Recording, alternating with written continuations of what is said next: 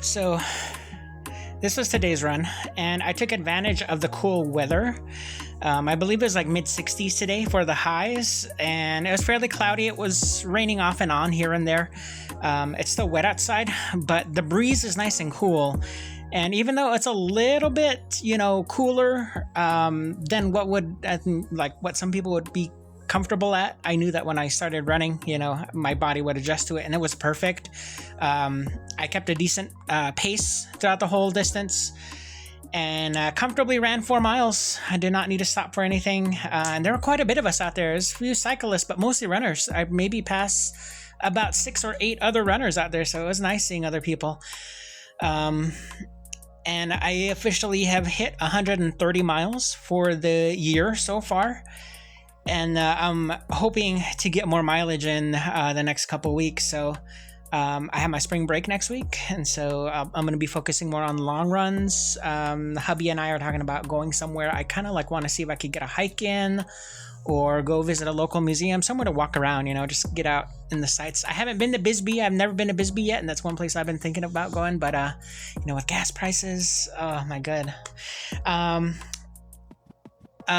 Sister, nephew, and mom, dad, they're all out home this weekend for this coming weekend. Mom has her spring break this week, so she's out there with family. She's probably freezing up there too, but what's the weather like at home for those of you guys up there? And what are the gas prices like? I should have warned them before they left. I was like, don't get gas in Phoenix. Don't get gas in Phoenix. I think you guys are over $4 over there. We're still at we were at $3.60.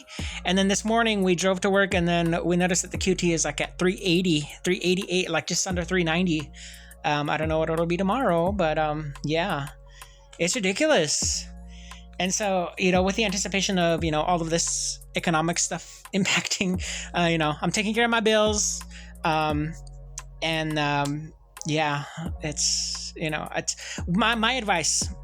People really need to tone down their indulgences. I'm fortunate enough I don't have any kids. So, I only worry about me financially anyway. And having a double income, no kids with a dog, dinkwad lifestyle, I know that gives me way more financial privilege than the majority of you guys, and so, but even then, my indulgences, I know, I started pre-ordering a lot of tea because I might have to tighten the purse strings over the summer months. We'll see. I've started stocking up my tea reserves, even though I have more than enough tea right now. I was like, I don't know what shipping is going to be like, how long it's going to take for things, so I've started stockpiling my tea reserves, because I'm aging half of it too. And then so I found some really good gems, and I ordered more of it just to have in stock. But really, I don't buy clothes. I have so much clothes, and because I don't have any kids, and because I don't eat a lot, my clothes don't get as dirty. I haven't purchased clothes in maybe a good year, just because I rotate through so much, and I already have 6 pairs of shoes. I rotate through between 3 running shoes, and then I have 3 work shoes, and so I have everything. I don't need to spend money on anything. So I think, just taking care of the bills and food, those are my primaries, and then of course helping hubby out. I don't drive, but helping hubby out with gas. And we'll see what the coming months bring. But I hope you guys are doing okay. Get out there, go walk, go run. If you're too stressed out, just again, your thoughts are spiraling and thinking about too much of, financial issues, economy issues, current event, all of the drama, all of that, I know that a majority of us have a sense of wanting to be prepared, and the Native community has a habit of being paranoid, and, we're all, it's going to collapse at some point, and we need to go back to this lifestyle, that lifestyle, you have to take each day as what it is, and me going through my own anxiety exactly a year ago, like during this time of the year, you just have to take one day at a time. That's all you have to do. So Don't overthink things. Don't overstress things.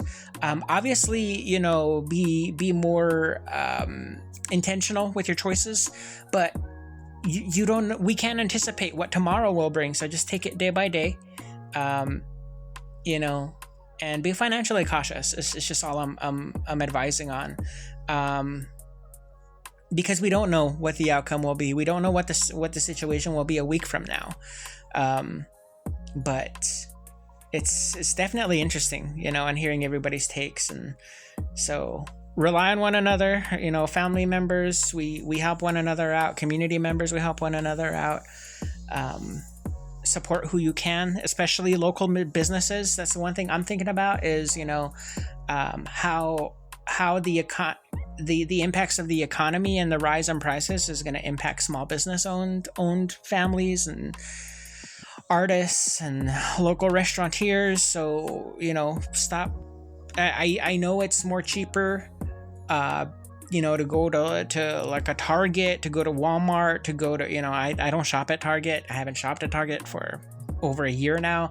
But, you know, don't like support your community. If you can afford to support your community, help one another out. That in these times too, because our government is failing us, we have to be there for one another. We have to support one another. So support your own local economy, and try to avoid corporate spending when you can, you know. So, take care. Get out there, go for a walk, go for a run, clear your head, clear your mind, get some endorphins in you, get some vitamin D in you. Yipa.